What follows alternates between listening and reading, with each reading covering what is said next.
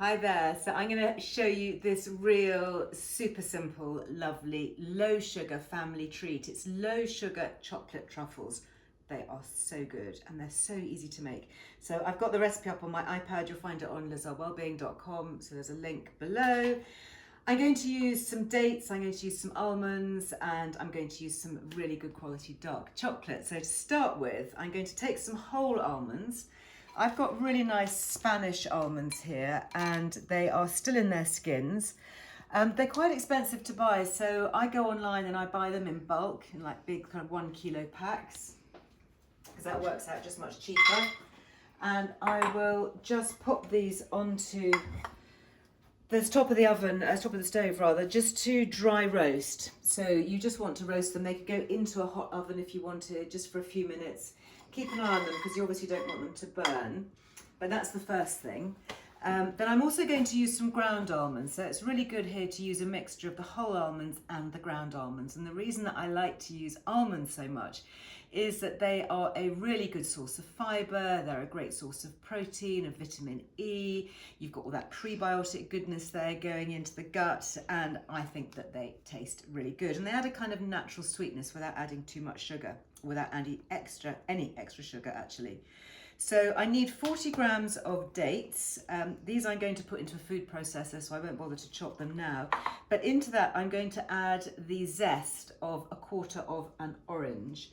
So I have got here, I've got a small satsuma actually because I didn't have any oranges to hand. So I'm going to use that just to grate the zest. And you don't have to use this. I mean, if you're somebody who doesn't really like chocolate orange, but I do find that the orange zest just gives it that kind of little bit of a tang and makes the truffles just that little bit more interesting. So roughly grate that into the dates just to start with. So there we go, that's just given that a little bit of extra flavour. Meanwhile, I'll see how these almonds are doing over here, because you don't want them to overdo. Yeah, so they've gone nicely browned. You can see that they're just literally just toasting. So I'll take those off so they don't overdo. And then basically you're going to pop that into a food processor. So I'm going to use the dried dates. I've got 40 grams of my dried dates. So these are the ones without the stones, obviously. And there's that little bit of orange zest that's gone into that as well. Then I'm going to use, these are 25 grams of my almonds. 25 grams of the whole almonds in there. And I've also got 25 grams of ground almonds. Oh no, I haven't. So I've got 10 grams of ground almonds, a little bit less of the ground almonds. So mixing the two in there together, just like that. And then to hold it all together, you want just a little bit of just boiled water. I mean, we're talking about a tablespoon, okay? So it's literally just that, maybe just a drop or two more, just to hold the mixture together. I'll leave that water there so I can add more if I need to. And then I'm just going to add the chocolate, and you want 50 grams of really good quality dark chocolate. And obviously your chocolate truffle is only going to be as good as the quality of the chocolate that you use. So I like to use chocolate that's really ideally around 70% or higher, because that has the most of the cocoa solids, it's much lower in sugar, and it contains more of the important minerals that we need, the manganese, the iron, and things that are really healthy. So I have got here, this one is from Salcombe Dairy, this is 72%, and you just literally want to break it up. You have to have a lot of willpower not to stop the odd square being left behind and eaten separately. But no, that's all going to go in my food processor. Okay, so dates, oranges, whole almonds that have been lightly roasted, ground almonds, and my dark chocolate with a little bit of hot water. And excuse the noise, I'm going to mix these all up together.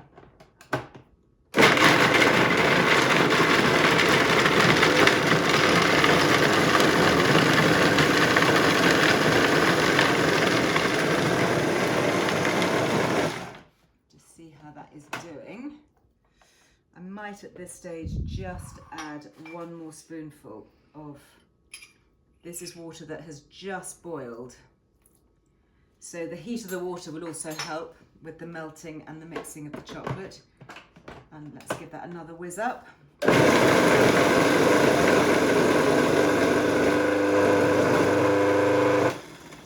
Excellent. There we go, perfect. So I will now get a spoon. Let me take that out and then you can see. If I then scrape this all out of the mixing bowl. So I've got this lovely gooey, sticky, chocolatey mess. There we go. So that's all kind of come together really well in a nice big chocolatey lump. Then I have got super clean hands. So what I'm going to do now is I'm going to start rolling the truffles. So you can make these as big or as small as you like. I quite like making little ones actually, because then you've just got a little bite of something to have if you want to have, you know, after supper or after lunch, a cup of coffee, just a little bite of truffle, just a small treat, knowing that you are actually getting some well-being goodness in there at the same time. There's no refined sugars, no added sugars. Obviously you've got some natural sugars in there from the dates. So what I'll do is I'll just do 4 of these just to show you. A little bit sticky. And then I'll show you how I finish them off. Because I finish them off in kind of one of 2 ways. You can do a smooth truffle, and that's finished off with a little bit of raw cocoa powder or cacao powder. Or you can finish them off by rolling them in cacao nibs, which is the actual little bit of the cocoa pod. Just rinse my fingers there. So I will show you what I have. I've got a bowl here of the cacao powder. That is literally just unsweetened cacao powder, full of polyphenols, so good for us. And then in this bowl, I've got a bowl of the cacao nibs.